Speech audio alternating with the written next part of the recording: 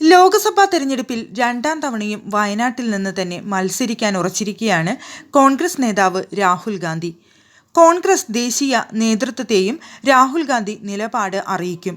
യുപിയിൽ നിന്ന് രാഹുൽ ഗാന്ധി മത്സരിക്കണമെന്ന യുപി കോൺഗ്രസിന്റെ ആവശ്യം ശക്തമാക്കിയ സാഹചര്യത്തിലാണ് ഈ തീരുമാനം.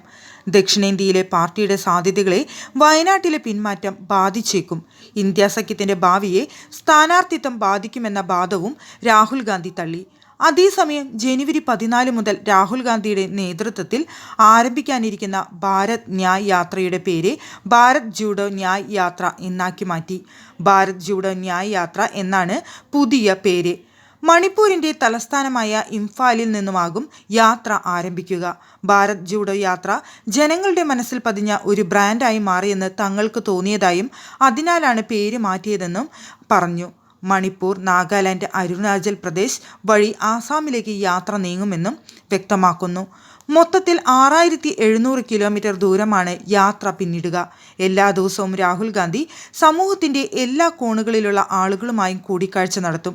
നേരത്തെ 14 സംസ്ഥാനങ്ങളിലൂടെ യാത്ര നടത്തുമെന്നാണ് അറിയിച്ചിരുന്നത്. എന്നാൽ അരുണാചൽ പ്രദേശ് കൂടി ഉൾപ്പെടുത്തി ഇത് 15 ആക്കുകയായിരുന്നു.